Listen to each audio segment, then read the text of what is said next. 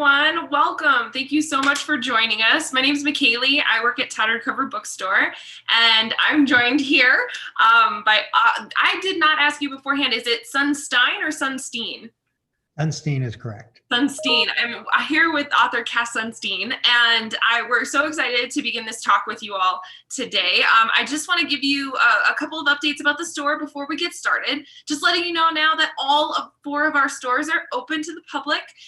All of them except our Union Station store are open 7 days a week. So if you want to come in and visit us, you just need to bring your mask and you can come do that. We're accepting just credit cards and gift cards only, no cash or check at this time, but that's okay. Like I said, still come in, browse the store, and you could always join us online 24/7 on tatteredcover.com. We are still doing shipping orders and curbside pickup at our Colfax Avenue location. So you have the ability to order books that way and shop in your pajamas if you want to do that. Also, just to let you know, closed captioning is enabled for those who might need it. You just want to, on this video screen that you're viewing us on, just want to click the little box at the bottom that says CC, and that should be able to help you out if you would like it. So I am so excited, like I said, to introduce Cass Sunstein, who is the author of Too Much Information, which is what he's going to be talking about today. After he talks, I'm going to pop back into the screen and we will do a Q&A session. So if you have any questions, feel free to type them in the chat box that's next to your viewing screen there. And so you have an impressive resume, sir. You're currently the Robert Walmsley University Professor at Harvard, the founder and director of the program on behavioral economics and public policy at Harvard Law School. And in 2018, you received the Holberg Prize from the government of Norway, sometimes described as the equivalent of the Nobel Prize for Law and Humanities. You're the author of hundreds of articles and dozens of books, including Too Much Information, which we're going to be talking about. And you're working on a variety of projects involving the regulatory state, sludge, fake news, and the freedom of speech. So it's our honor to welcome you here today. Thank you so much. It's a thrill to be here to discuss Too Much Information, a project I've been working on for about 4 years and turned out to be more relevant than I anticipated, which is a mixed blessing for the world, though I'm pleased that it turns out to be relevant. Let me tell you a bit about the motivation for the book, and then we'll get right into it. Absolutely. Tell me about the motivation, and then I'll pop out my screen so you can talk to just your audience there. Okay, great. So when I was in the White House, we did a lot involving disclosure and, calories and nutrition and fuel economy and sunscreen facts. And this was something I was very excited about. And we had a debate within the White House about whether to extend our calorie labeling requirement to movie theaters.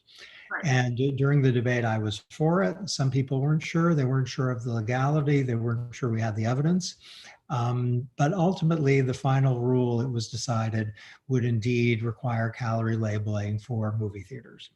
And when that happened, I sent a very enthusiastic note to a good friend saying calorie labels are going to apply to movie theaters. And she sent me back a note with 3 words: Cass ruined popcorn. And I felt that was deeply intelligent. Honest, too. A little unsupportive.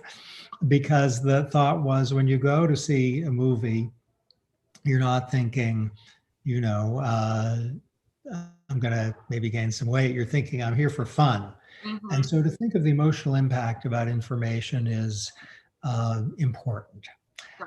The other motivation actually extends a few years before then. My dad, when he was in his 60s, not an old man, was a very avid tennis player, and he started stumbling on the tennis court. And my mother and I took him to the hospital to see what was going on. And after about 5 hours of tests, my mother came back to the hospital room where my dad and I were and said, I have fantastic news. They have the results. You're going to be completely fine. They're not quite sure what it is, but it's not a problem. And you're going to go home tomorrow. They're going to do a few other things, but basically clean bill of health. So that was very good. Then my mother brought me down to the parking lot to drive me back to college. And she said her face changed. She was a little like an actor who could change emotions like that. Yeah. Not in her life, but in this on this day. And I saw despair written on someone's face. It's the only time I've ever seen despair on a face. And she said, "This is a hopeless situation. Your father has a fatal brain tumor. There's no chance they can help him. He might have a year, possibly a little more, not a lot more. There's no hope at all.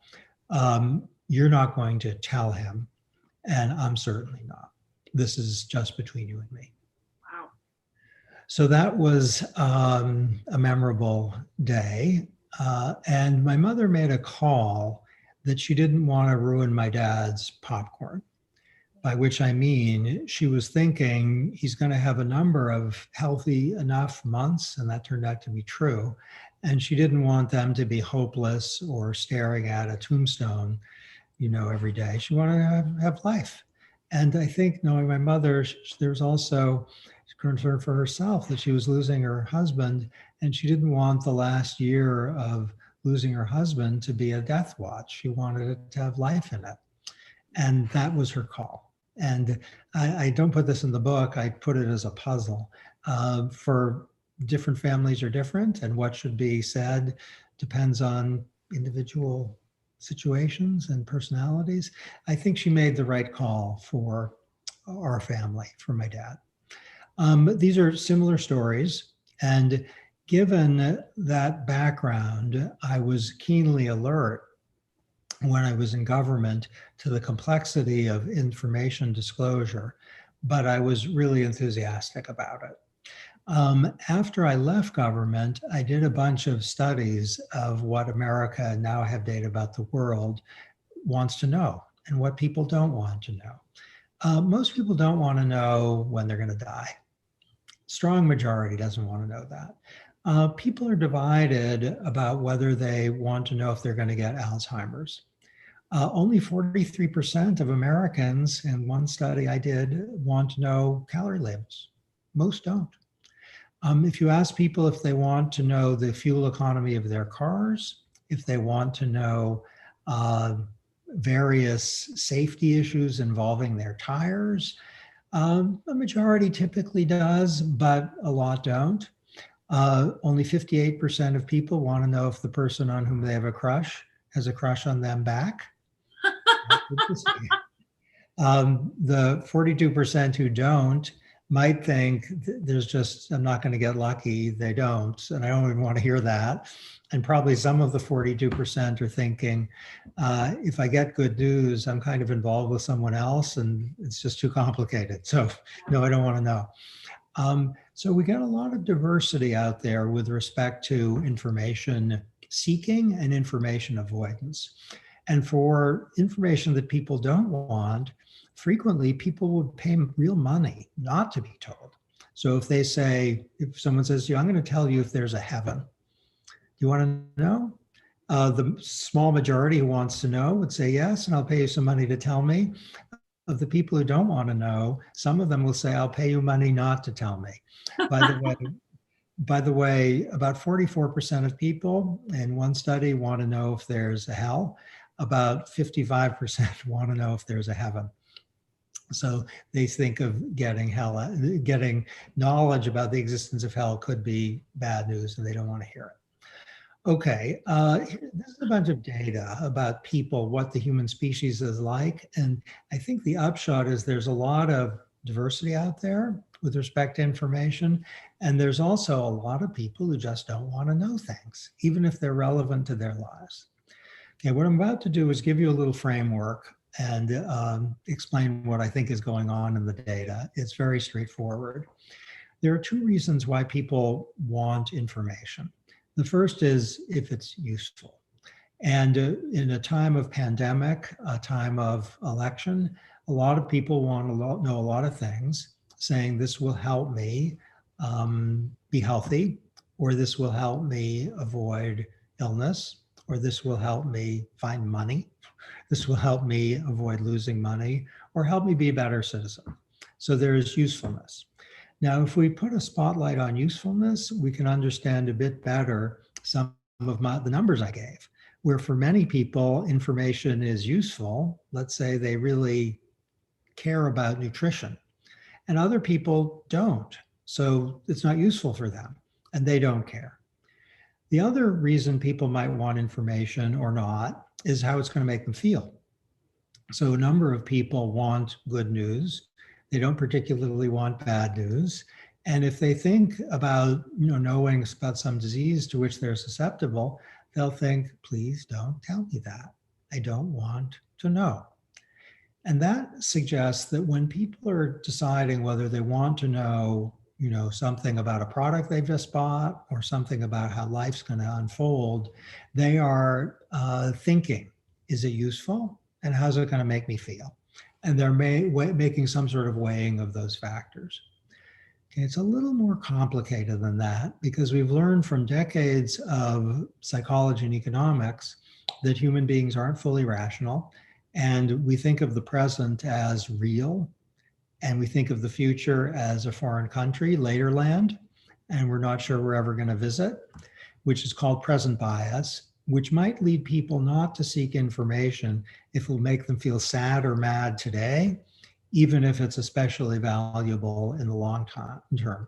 So information related to health and safety and economic situations may be unwelcome if people think it's not a lot of fun and it's a little scary, even if it's very important that people know it. We also know that on balance, the human animal is unrealistically optimistic. So 90% of people think they're safer than the average driver. 100% of people think their sense of humor is better than the average sense of humor.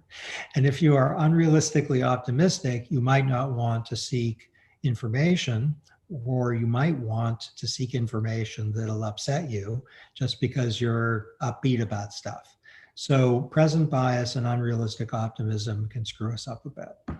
Okay, that's something about the human animal. Now let me say something about mental illness and public policy.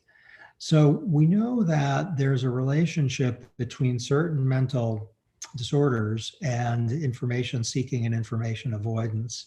I'm going to be a little simple here because I'm not a specialist in these areas, but people who suffer from depression tend to avoid information. They don't have the energy for it, or they're scared of it.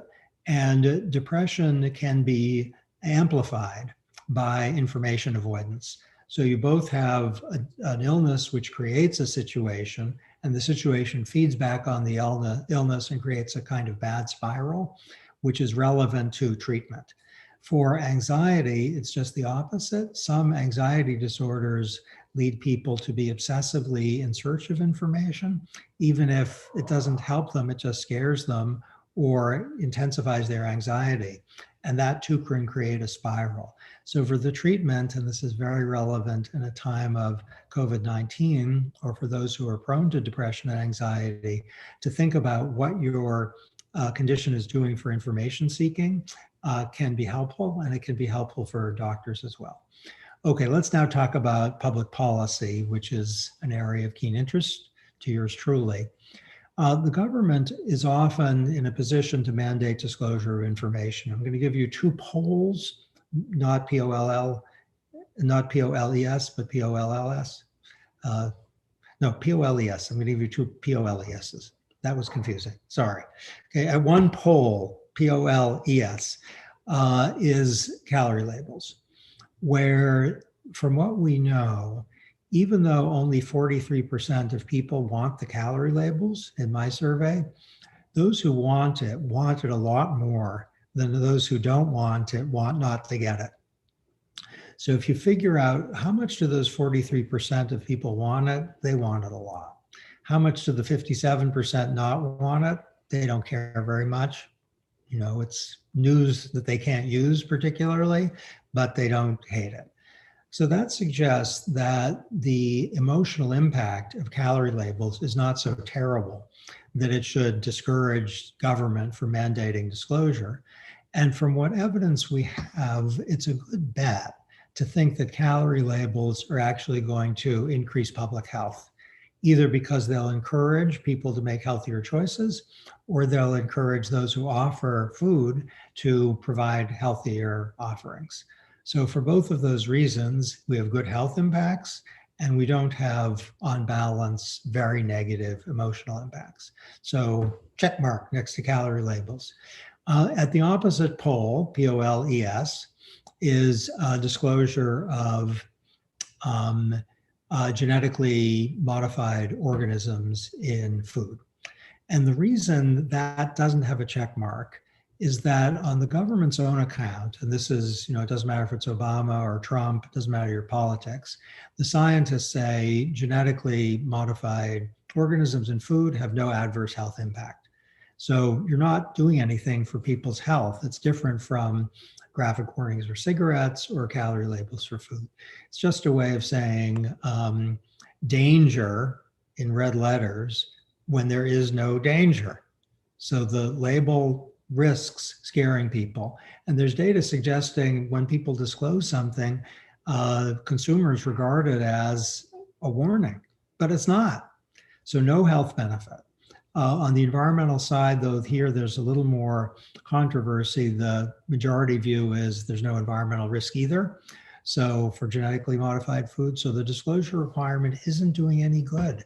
It's requiring the expenditure of significant sums of money, and it's scaring people, and it's giving people a message which is not intended, meaning stay away. Okay, the upshot of this two poles is to think that for regulators or for people voluntarily disclosing, whether it's a bank or a car company or a doctor, to think about, is this having good consequences for people? Is this helping them? Is it protecting their health or safety? Is it misleading them? Is it scaring them? Is it ruining their day or week? That's also relevant.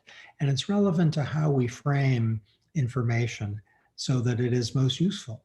Because if people are scared or saddened, it might have an impact, but it might lead them to tune out. Okay, I have two other things to tell you about information, and one involves social media.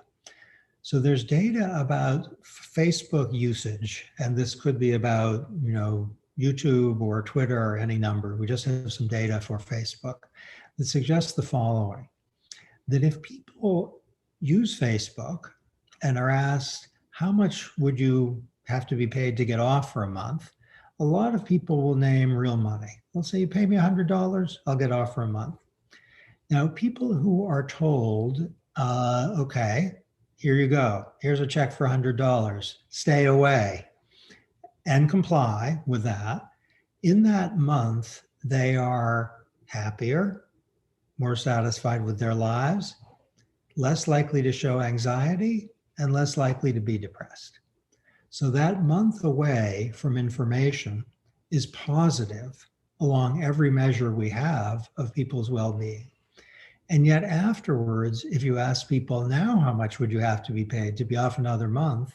They will say $87. That's interesting.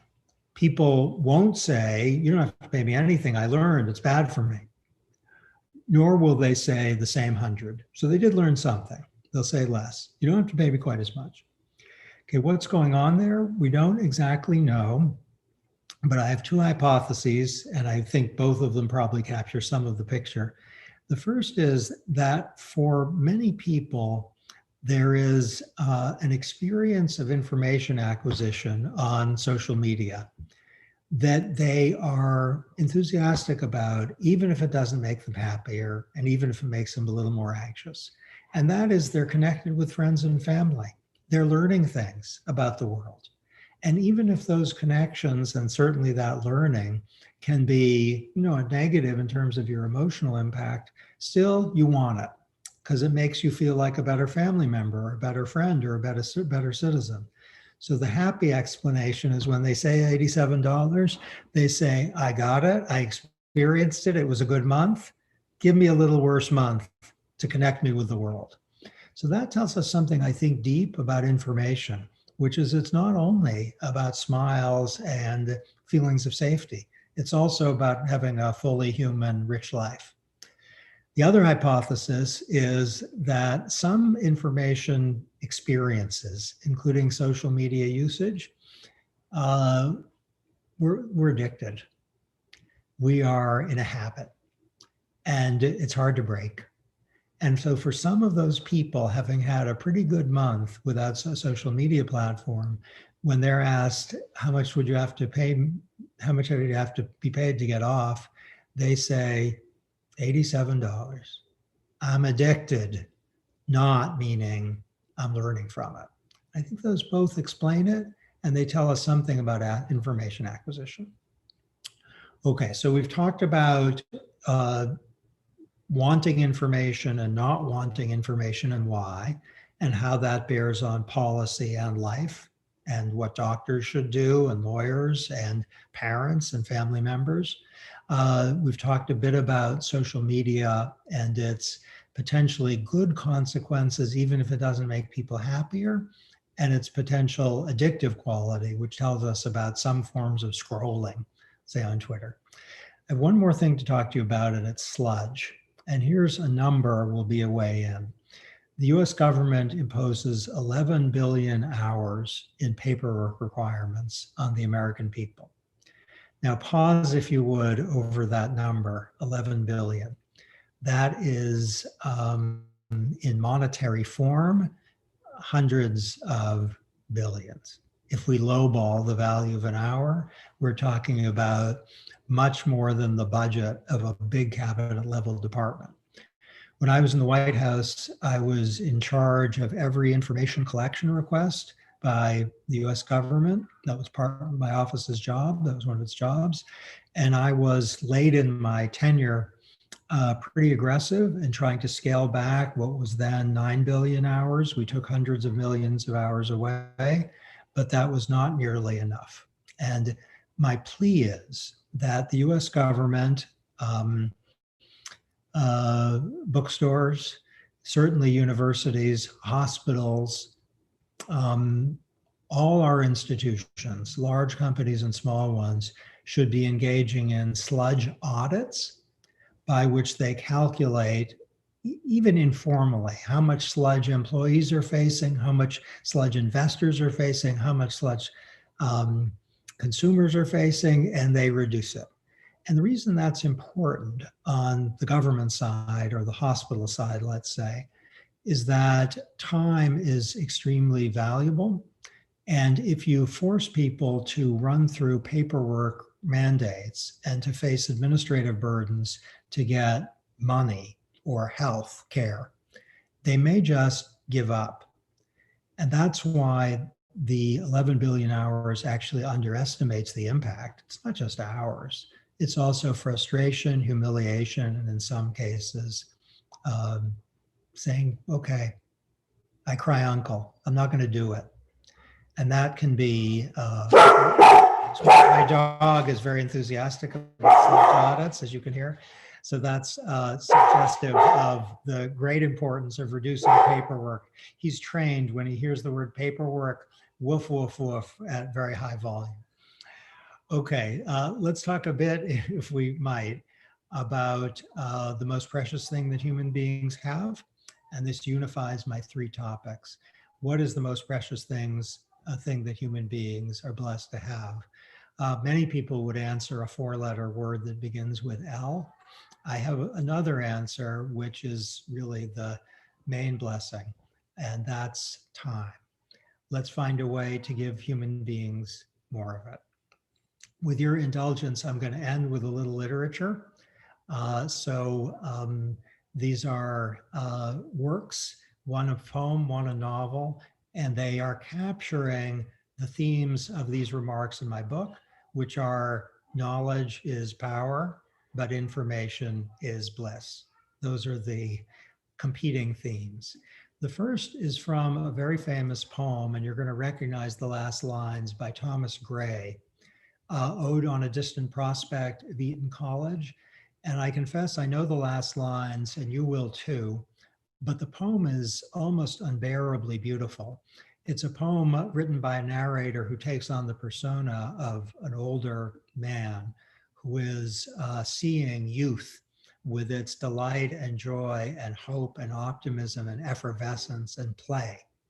And what the author is talking about is what comes into life after that. Some of it, really rough. And eventually, things that are worse than rough. We all will face that. And after the kind of delight and joy at the observation of young people, here's what Gray writes. To each his sufferings. All are men, condemned alike to groan. The tender for another's pain, the unfeeling for his own. Yet, why should they know their fate, since sorrow never comes too late, and happiness too swiftly flies? Thought would destroy their paradise. No more. Where ignorance is bliss, 'tis folly to be wise. That's Gray's plea for too much information. Don't ruin popcorn. My last passage, which is short, is from the greatest novelist in the English language. I'm here to tell you it's about A.S. Byatt, and it's called Possession. And it's the other side of the coin. It's the knowledge is power part. And it's Byatt's hero, a poet, writing to his lover-to-be. And the basic plea is to taste the forbidden fruit of love, of life. And here's how the poet, in a letter to his beloved already and lover-to-be, puts it. And yes, this is a seduction, but it also has something to say about life. I cannot bear not to know the end of a tale. I will read the most trivial things, once commenced, only out of a feverish greed to be able to swallow the ending, sweet or sour, and to be done with what I need never have embarked on. Are you in my case, or are you a more discriminating reader? Do you lay aside the unprofitable? Thanks.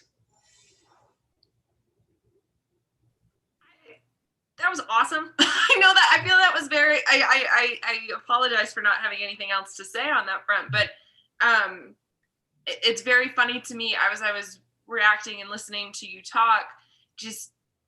I have so many personal questions, but I want to turn it over to the audience as well. So thank you for that. Thank you for taking the time. Thank you for breaking it down so beautifully. And then also thank you for this book, because I think it's very vital and very important for a lot of people to read and just examine and think about and converse.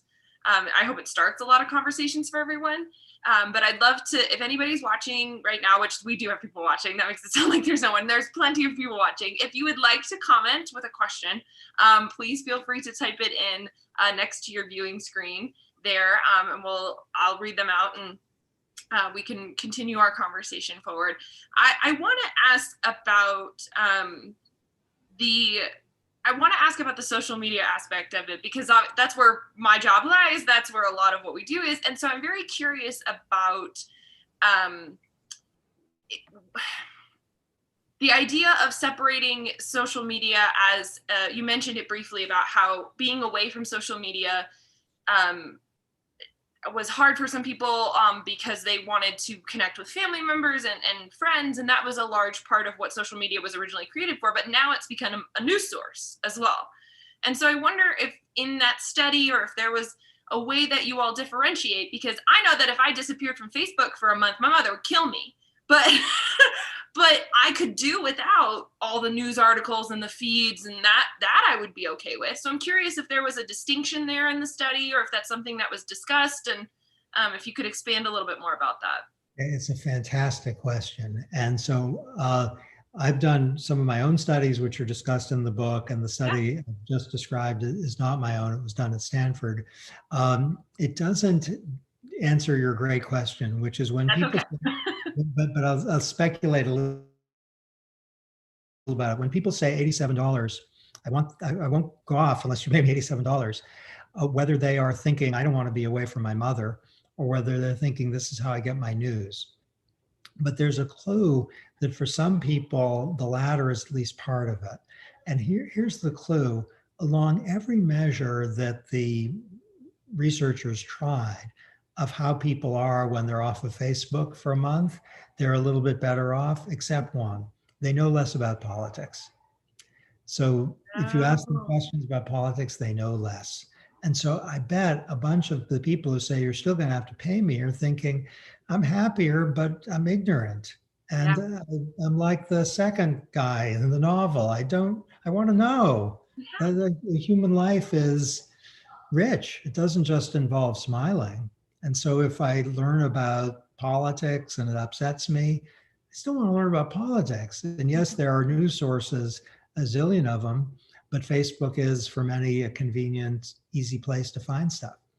It is, and the way that they filter it down. What's so funny about this conversation is I just watched a documentary called The Social Dilemma, which is about creators and engineers and everyone who contributes to different social media platforms, and the sort of for lack of a better word, the other side of the coin of they wanted to create a way to connect with family members and friends and reconnect, and then now it's created news sources in the way that they never thought it would be. And I just find it very fascinating. But yes, that is a really interesting point, that if you step away from it for so long, you do become ignorant. And I wonder if that ignorance would also play into family and friends in a way. You know what I mean? If you don't necessarily, if that's your mainstream of communication and not texting or FaceTiming, as we are in this world, you know, instead of visiting somebody, that would be, ignorance would be a fear too. I was laughing that people weren't asking for more money.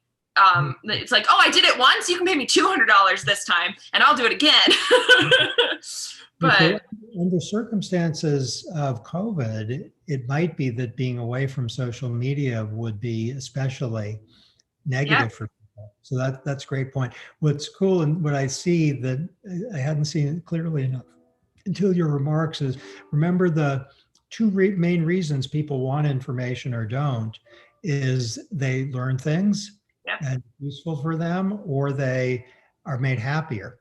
yeah, And it looks like for some users of Facebook, at least, the two are pulled apart, where it's useful, they're made a little less happy, but that's a deal they'll take. yeah, And I should emphasize that it's not as if the average Facebook user with a month off goes from miserable to dancing and skipping down the streets. It's a modest effect. It's, as they say, statistically significant. It's small though. So on a bounded scale of, let's say, 1 to 10, people will lose a little bit in terms of their self-reported happiness if they're on Facebook. But they might think, I'm learning about the election, and whatever your politics, maybe that's not joyful to learn about. yeah. But I want to do it. I'm curious too, just speaking about politics, and you mentioned COVID, and in this information age, as they continue to call it, how does fake news come into play with too much information? And how does that affect what we absorb? And, how does that come into play with your research in this book? Okay, so that's a great question. So misinformation is like too much information with a vengeance. Okay. I like that. So the focus of too much information is about truthful information, Right. about calories or nutrition or health or money. And there can be too much of that. It can be too complicated. Like if you buy a medicine, you might get a list of side effects that's useless. It's worse than useless, actually, because it scares you and doesn't help you. Or if you get a mortgage, same thing. So that's focus. Misinformation can be, of course, a more serious problem if people believe something with respect to health or friends or politics that's untrue. And that is, fixing that is a real work in progress. It can maybe heighten the reason why it's urgent to fix it. Yeah. Which is, okay, so I'm not going to do this because it would be a little, too successful. But if I imagine I did the following, which I'm not going to do. told you something right now about COVID-19 or about climate change or about fires on the West Coast that's false, I told you it, A, I told you it, and B, within 4 seconds, I told you that's false. Okay, now the way the human mind works, a number of people will remember it as either true or maybe true or, probably true a week later. Even if I told you in real time that it was false. And if this seems a little mysterious, I'll just give an example. If there's a lot of talk about Secretary Clinton's emails and how corrupt they are, even if it's not a big deal, my belief is it wasn't a big deal, but put that to one side. Just let's assume it's not a big deal. Even people who quite like Secretary Clinton will kind of think in some part of their mind, emails, oh gosh, what was that about? And that suggests that misinformation is extremely effective. So if a politician says things that are false, the clarity that they are false on the part of some listeners won't be enough for inoculation, because in some part of the mind, they'll be thinking, oh, I heard that. Maybe that's true. Yeah. And that's suggestive that the right approach to misinformation probably should be at least a little bit more aggressive than it's been. So our great defender of freedom of speech, Supreme Court Justice Oliver Wendell Holmes, said free speech does not protect falsely crying fire in a crowded theater. And a lot of people are falsely crying fire in a crowded theater. In fact, that's our world and welcome to it. And Facebook is taking down things that are false and that create an imminent risk of harm. Good for them. Other social media providers, including Facebook, are having warnings or some kind of inoculation for things that don't quite fall in that category. Like Twitter says, for more information, see this. Yes. And for certain kinds of falsehoods that don't create an imminent risk of harm, Facebook will say false. But that might not be enough, meaning given what we know about the human mind, to say false, not really enough. So for private actors, and at least in extreme cases, the government, to think about how to handle this is really important. It makes me think of like high school rumors, that go on, is that no matter what anybody says about whether or not they're false, if it gets started and gets spread enough, that's what people remember and they think about. So now that's a really interesting angle on it that I hadn't thought of before. So thank you for that. I want to change the conversation a little bit to writing in of itself and your process and research for this book. We do have a question of any thoughts on how you're able to focus and be a highly productive writer? They prefaced it by saying this author has so many new books coming out faster than I can read them. So how does your focus work, and how are you so productive in that?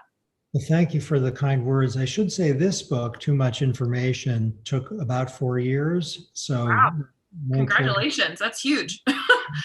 And it's not a long book for 4 years. So it's a little more tortoise than hare on that one. And I actually have another one coming out next week. So it seems like they're coming out in short order. But that took 3 years. So sometimes, if you're an academic and you're writing, sometimes they're ready at the same time.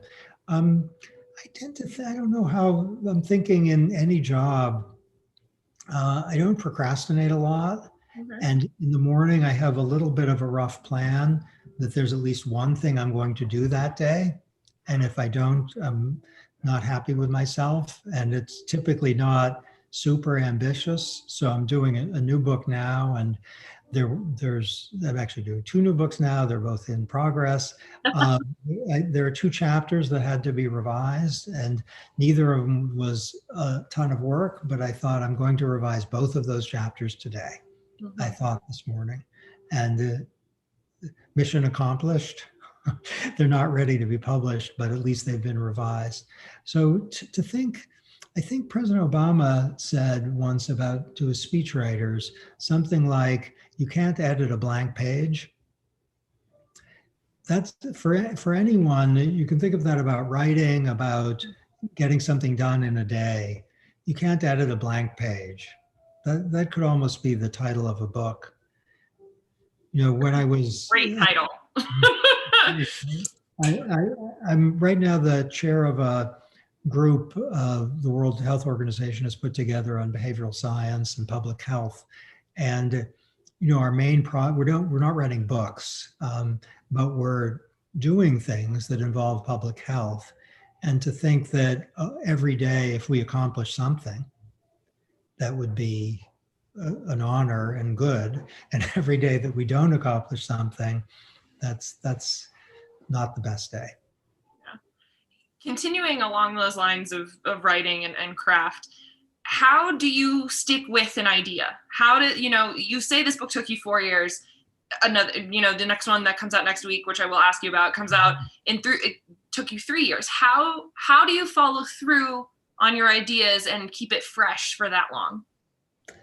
Well, I had a book on liberty, which I was working on for about 5 years, and I had a lot of pages, and not one of them was good, so I just abandoned it after. I have a little tiny book called On Freedom, which is a very different project, and that one I got excited about. So, I don't know, as an academic, and maybe in anything one does in life, there are some things that produce something like a tickle down the spine. Mm-hmm. It might, for different people, it has a different feeling, but a feeling of excitement, like you've got something. And whether it's, something you're going to do next week that makes you feel great. And we all have that if we're lucky. It might be social, it might involve entertainment. It might involve season 7 of Bosch, which is a very good TV show, which I'm very excited about. It's coming back, season 7. And the idea that got me excited was that the ruining popcorn idea. Yeah. That just hook. Such a great hook. Thanks. It came from a friend, so it was a way into something about life, and it's what the Garden of Eden is about. It's completely about that, where the complexity of the story is, and its enduring quality is, maybe God wanted the apple to be eaten because it's knowledge. Maybe God wanted that. Maybe that was all part of his plan, or not. Maybe there's something in the species that is fallen because it seeks information. And so the fact that the story has so many different interpretations, and there's a piece of every interpretation or many interpretations that's built into it, which makes it so great. It's the human condition. Yeah. And so that got me really, that allowed me to stick with it. And then the idea of sludge as part of the human condition, that makes me laugh and also makes me weep. And, as a faculty member, as a professor, you're sometimes asked to review manuscripts. Yeah. And this is a trivial sludge thing, but we all have trivial examples that are crazy making, where to review a manuscript, which you do to help some journal, and you're not paid, it's usually not fun. You have to log into the journal and basically tell them everything you did in the last 14 years. Not quite that bad, but it's a problem. And in this era of so much is available, also so much is imposed on people. And if you're poor and trying to get resources, often the sludge is crushing. Or if you want to vote in some places, you have voting sludge, and that's really bad. Or if you're trying to get off of an opioid addiction, the sludge might be what separates you from life. And so I found that irresistible. My prime example that I think of exactly, that, being in my early 30s, that, when we're applying for jobs and they tell us, upload your resume, but then list your past like 10 years of work experience in this very specific form that we need. And so it's like you spent all this time on your resume, but then you still have to repeat yourself. It's there's a lot of life examples for that. And I love that you call it sludge. It has a beautiful negative connotation to it that capitalizes on the process perfectly. And I think you do a great job in the book talking about it. And you know, you gave us just a treat here, a small preview, but I really liked that part. I'm on the warpath with respect to sludge, by the way. I like it. I like it a lot. Well, what advice do you have for academics or future nonfiction writers that wanting to stick to a work and publish it and really go for it? What advice would you give? Best advice I have is something I got from my co-author on a book I wrote called Nudge, and his name is Richard Thaler. And he gave a graduation speech some years ago in which he said to graduating students, when he started working on behavioral economics, which is basically doing economics and assuming people are human rather than calculating machines, when he started doing that, his advisors told him that he was doomed. They said, this is terrible. This is not successful work. This is, silly stuff, and forget about it and do real economics. Otherwise, you're going to ruin your career. And he said he didn't take that advice because he thought two things. First, he's not especially good with numbers, so he couldn't be sensational. He has the Nobel Prize, by the way, so things worked out for him. Yeah, okay. So he did the right thing, sticking with this stuff. So at first, he didn't think he could do standard economics at the highest levels because he wasn't that good at math. But second, and more important, he loved it. And he thought, even if he didn't succeed in it, at least he would have had a great time doing it. Yeah. And having fun is the best hedge. So one way to think about it is if you're doing something you love, that's really good, even if it doesn't particularly work out. And if you love it, the chance that it will work out is increased dramatically. So I find that projects that I really don't like doing, I always fail at them. I could name examples, but now, of course, if there's something you love, suppose you love writing poetry, but you're just terrible at it. Or suppose you love music, and now I haven't tried to write poetry. I love music, and I haven't really tried to do anything with it, but I know if I did, it would fail, though possibly I'd have fun with it. Still, keep your day job. Why I sing in my shower and in my car and not for people. No, go ahead.